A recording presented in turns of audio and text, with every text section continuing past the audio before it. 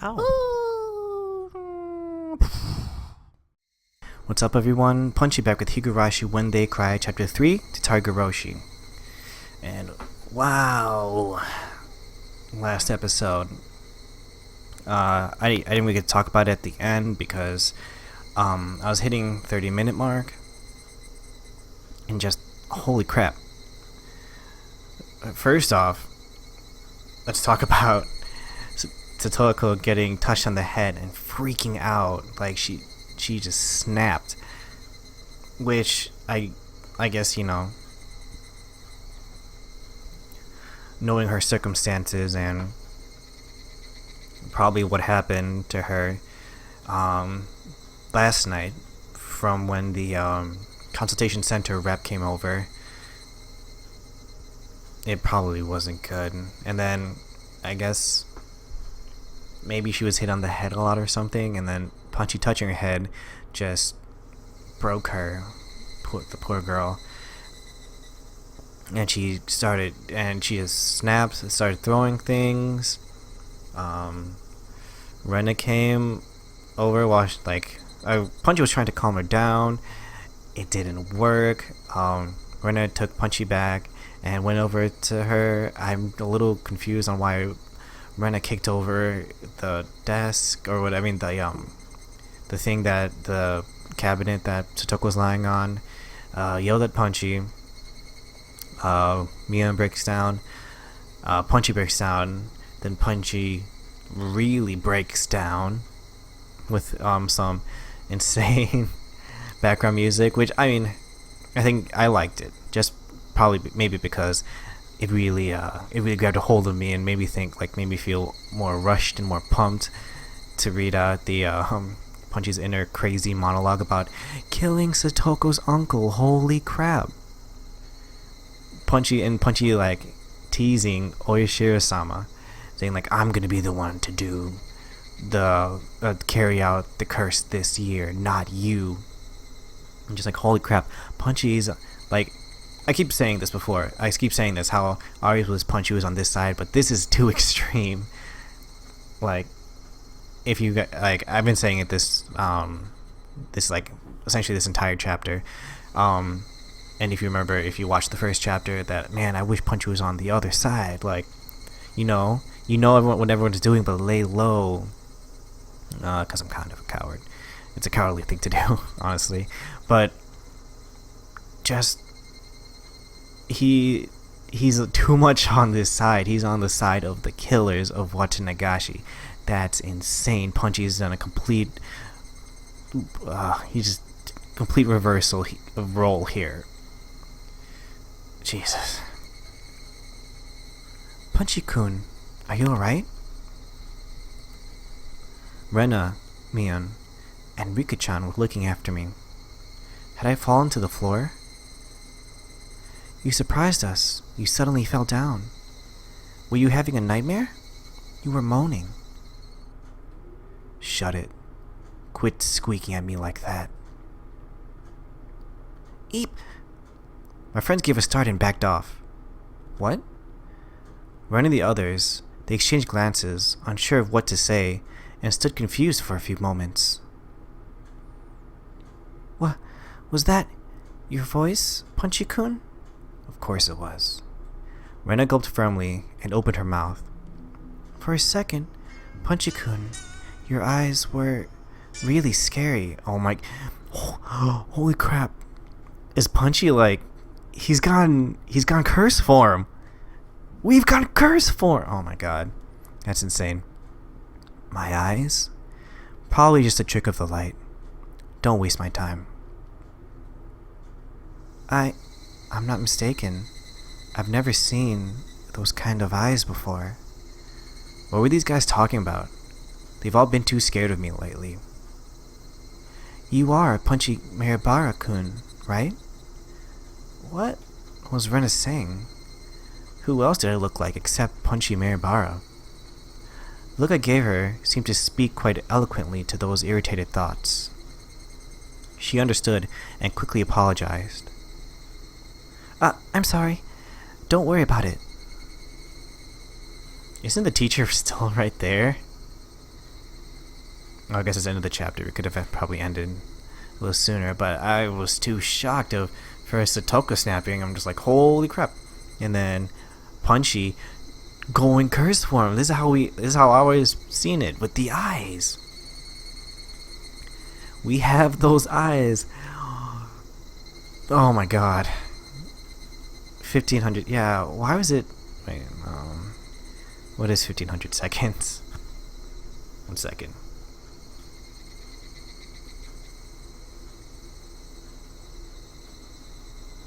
How many minutes is 1500 seconds? I'm bad at math. Why 25 minutes exactly? Well, let's check out the tips. We've got emergency. June 18, 1983. Abusive issues regarding Satoko Hoju. Urgent. We propose that Satoko Hoju must be taken into immediate custody based on the items below. 1. Family situation. Life with adoptive father who recently returned to Hinozawa has already turned disastrous, and she is currently subject to unendurable physical and mental abuse from the father. 2. Child Consultation Center's response. A child probation officer was dispatched yesterday on the 17th from the Prefecture Welfare Office, but because of the 77 case, changed to continued coaching and cautionary action. Unfortunately, the consultation office head does not properly understand the situation. 3. Status of concerned child. Child already appears to be suffering from an outbreak of something close to a neurosis or manic depression. If her unstable pubescent mind is negatively stimulated by stress, it will put her development of a healthy body and mind at risk. This cannot be allowed to continue from a humane standpoint. What is this? Is this a police report? Allegations made to the family court. We propose, based on the above items, that Satoko Hoju should immediately be taken into protective custody. She should be secured temporarily under emergency allegations to family court under Article 28. We request emergency coordination between all related agencies. Oh man. So actually Satoko's snapping is what saved her from her uncle. But is that a police report? Fukujisho D23 number 44 in 1977. Child name Satoko Hoju, blank years old. Residence Hinozawa Village, Shishibon. 1. Consultation circumstances. Telephone SOS from child of child abuse. 2. Abuse situation. Child claims she is being physically abused by her adoptive father. 3. Family structures. Marks abusers. Adoptive father, real mother, older brother, child in question. Note, adoptive father and real mother entered family registry in The child is the daughter of the mother's previous husband. Wait, the child is the daughter of the... okay. 4. Child Consultation Center's response. On the day of the child's telephone consultation, the center called the child's school and asked of her situation. On that day, the child welfare officer on duty visited the child's house and conducted an interview. The adoptive father sincerely listened to instruction and agreed to take child-raising workshops in the city from now on. As part of the suggested coaching, the center will continue to observe the situation. 5. Other notes. As a result of numerous counseling sessions at the city's education consultation officer regarding the child, we learned there was a high possibility the cause of the child's excessive distrust towards her adoptive father was the result of lack of communication. The abuse she claimed hadn't actually taken place. She had made a false report to distance herself from her adoptive father. Below is a note written in pencil by the person on duty at the time. The problem appeared to be more with the daughter. Chief Investigator F of the city's education consultation office said that most of her stories of abuse were likely fabrications. They decided to shift the focus of their coaching to the child. Be cautious not to take everything the child says as truth. And so that's the previous report from what we heard from from Rika. Oof. Just when you think it couldn't get any, I don't know, sadder, deeper. Well, actually, we can believe it because this is Higurashi, and it always gets deeper. This one, I guess, just harsher. Because we're cursed form, what?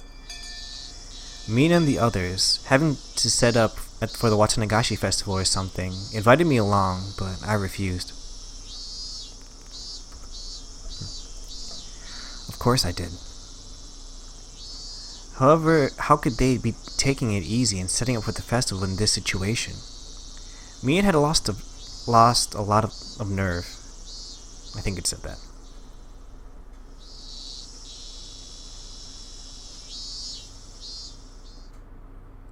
The first thing I did when I got back was take a shower. Not because I wanted to wash off sweat. It was because I wanted to be even calmer. I already understood this, but killing that man would be so very easy. The really hard thing was not getting rested for it, so we could get our peaceful days back. As I thought about it, I realized it wasn't easy. Japan's police force have the highest arrest rate in the world.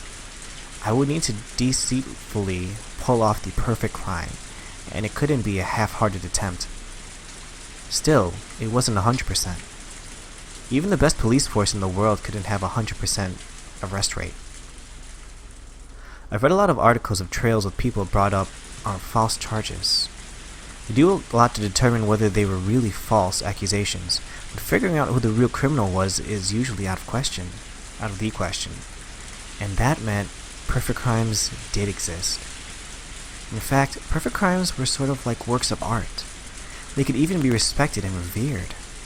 You just had to look at the inundation of mystery novels everywhere throughout history. They dealt with all sorts of difficult to solve incidents involving secret rooms and alibis and stuff, but they all wanted to show one thing. They wanted to show the beauty of a perfect crime. Except for Sherlock Holmes, where we uncover the perfect crime. Or solve it. There was something divine in the flawlessness of the word perfect. Yes, perfect crimes were skills of the gods. And in that sense, the serial freak deaths they were calling the curse of Oishiro-sama, I understood. They must have been the work of gods. Each one appeared to have been resolved, but they couldn't stop it from happening every year. Yeah, skills belonging only to gods. Those are perfect crimes. And I would be setting up my own crime before Oishiro-sama's series of perfect crimes 4 years in the running. If I were to put it boldly, I was challenging a god. Foolhardiness would be needed to make the decision, but I needed to be calm, cool, colder than ice to put that plan together. Kill him like a flame, but as systematic as ice. Starting now, I need to retain both those ideas within me. Modeling my crime after a mystery novel wasn't actually a bad thing to focus on. Sometimes, kidnappings involving disturbing original methods that made it into the newspaper were used as basis for novels after the person was arrested. Stuff like that made it into the news, day and night for a very long time. Mystery novel authors polished and refined their most fantastic artistic crimes. Imitating that could be a shortcut to planning the perfect crime in a short period of time. Well, also, people could, like, a crime expert might recognize, like, how the thing was done. I feel like that's been done. Copycat crimes on, like, crime shows all the time. Of course, I haven't read enough mystery novels to act all high and mighty about them. The only one who really liked mystery novels was my mom. She'd read every well-known mystery novel from overseas, from past and present. Every time she watched mystery shows, she would always criticize them as having cheap tricks or being poorly thought out. I wonder what the perfect crime would mean to her. Well, if we ask her and we do it, that's a loose end. What do I think the most well-done perfect crime in all the mystery novels I've read is? Yeah. Well, you read quite a lot of them, right? I figured you might know a lot about them. It's more fun to read them to find out. If I told you all the tricks right off the bat, they'd be no fun anymore. It wasn't like I was asking for my own amusement. She was deflecting the question, so I'd somehow butter her up first and draw out an answer. Of course, Agatha Christie's And Then There Were None is my top recommendation. And Murder on the Orient Express used some great bold tricks too. Of course, I didn't see it coming at all. I didn't want to know which novels you liked. I wanted to know about the trick that made you the most surprised. If it was really a perfect trick, the detectives wouldn't be able to solve the case though. That was true. Then there'd be no point. Mystery novels are enjoyable because of the process of the mysteries getting solved. If it was unsolvable, it wouldn't make a very good topic for a novel. I get it. Yeah, you're right. If the main character can't solve it, it wouldn't be much of a story, huh? Was I being too simplistic? A mystery novel was basically a game. They were written so that you can get to the goal, so that you could solve them. But it couldn't use something so optimistic. It needed to be all, end all, of tricks so that we could, without a doubt, return to our old lives. By the way, Punchy, do you understand that truly perfect crimes don't even become stories? Mom looked at me intellectually and grinned impishly. I never gotten to read it, but apparently one time a long time ago, Mom had read her own mystery novel and submitted it for some mystery novel award. Apparently she was really into it. Don't even become stories. What does that mean? Punchy, what are the essential parts of a story? A beginning, a middle, and an end? Correct. The beginning, of course, is especially important. If there is no beginning, then the story never starts. Well, yeah. If nothing happened, nothing would begin. Right. Nothing happened, so there wouldn't even be an incident. Detectives wouldn't be called, so there wouldn't be any mystery. There would be no mystery, so there would be no solution. In other words, it would be the ultimate perfect crime. Wait a second. Could you explain that again? My mom just told me something absurd. And she was saying it so smoothly, too, so I kind of tuned her out, but she said something extremely important just now. It's not really that difficult to understand. The incident just has to never come to light, that's all. Just has to never come to light. For example, how about this? Say there's an old man living deep in a forest nobody goes into. Uh-huh. And one day the old man gets killed by an axe. And, let's say the criminal was the old man's son. He went to the old man's house and they were drinking together, but they got into a fight and he killed him. What an extremely cheap plot. It was an impulsive crime without a bit of planning. It was pretty far from a perfect crime. But Punchy, the house was really, really deep in this forest. So deep in the mountains that nobody would ever go out that far. Then his son would go back to town and say, the old man was doing fine. What about that is a perfect crime? Punchy. This incident would only begin when it was found out that the old man was killed. If nobody ever visited the old man's house after that, that beginning would never occur. The beginning would never occur. So basically, the story wouldn't start. The incident wouldn't come to light, and they wouldn't call in detectives. And nobody would be suspicious in the first place, so there'd be no mystery. They think the old man was still living by himself deep in the forest. And the old man's face would appear in the sky, and that would be it. Something like that, you know? That's amazing. That's a pretty great trick. But it wouldn't be a novel. Mystery novels are for entertainment, after all. They can't be instruction manuals for perfect crimes. I was trying hard to talk cheerfully to fool her, but inside I was excited. Special tools, strange geography, mysterious drugs, traps involving huge sums of cash. None of them were needed for perfect crimes. The important thing was that there wasn't a beginning. As long as the incident didn't come to light, it would be fine. Speaking broadly, if I could kill him without anyone finding out, and dispose of the corpse somewhere no one could find, it would basically already be a perfect crime. Of course, if someone up and vanished one day all of a sudden, people would get suspicious. But that didn't apply to this man.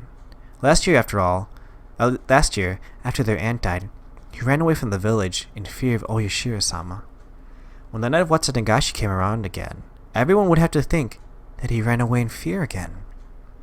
I mean, he had been living with the lover of his in town. No matter what it felt like when he vanished, no one would be suspicious. People hated him, after all.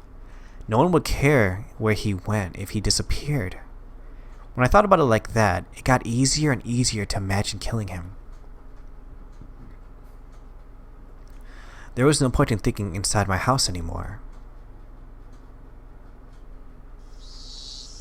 I left, getting my bike out of the garage. For now, it didn't matter where I was going. I just rode through the wind, trying to calm my excitement by feeling the cool air in my body. Where I'd kill him, how I'd do it, what time, and how to dispose of the corpse. If I had just those 4 things, I could get a good plan going. I was so surprised at how little there was to decide that I shivered. I'd been completely prepared to build this humongous plan over a really long period of time. But if I could just get these little things in order, I could put it into motion. Today was Saturday. I would have to kill him on the night of Higurashi, so as long as I was standing in for Oyashiro-sama, I only had 24 hours remaining. Satoko, just hang on for 24 more hours. I can't even imagine having to suffer through even more, but please hold out for a little longer. I know you can't even last another second, I know that, but please, just hold out. Your Nini will save you for sure. Oh geez, he's so obsessive. Outside, it was still early enough for the cicadas to be crying. Early afternoon. Evening was still a long way off. I looked at the sky. At some point, it had gotten cloudy. Come to think of it, as I left the house, I heard on the TV that the weather forecast was calling for a chance of rain on Sunday. The sky was the color of lead. If I heard a little bit of thunder, I'd definitely have expected a sudden evening shower. My first destination was school. Before explaining why I was going there, I needed to explain what method for killing that man I decided upon. I decided the most suitable death, the one I needed to give him, was the same as last year's curse. Oof, and you know what, before Punchy goes into his long rant with his also new music, we'll leave it there. So Punchy's got insane, wants to kill Satoko's uncle, which I mean, like, I guess like people throw around like, man, I'll kill you, like they'll throw it around, but Punchy seems pretty serious right now. And Punchy's eyes flashed. He's cursed. He's infected with Oyashiro-sama's curse right now. Like, I guess he does, like, it comes out in like times of really strong emotion and everything, but it's scary because he's not like, well, with emotion right now. He's calm, and he's, still acting crazy, planning out this murder. And also, I guess that's another thing, like, why it's interesting because of how Oishi-san reacted to him. Like, yeah, Oishi, like, he's gotten mad. I mean, he's gotten, like, mad at Punchy and stuff before, I guess. Well, maybe not really. Or he's used him. But he was, like, legit mad and threatening Punchy, which now makes sense because it seems like we're like a side bad guy, kind of. Oof. Alright, well, yeah. I decided to record 2 today because I'm actually not going to be here tomorrow, so I'm going to try and finish everything up and upload it tomorrow. Tomorrow morning. Yeah, if I can get the first one out tonight, which will probably be late, but still. Anyway, thanks for watching, guys. Please like and subscribe, and I'll see you next time. Bye-bye.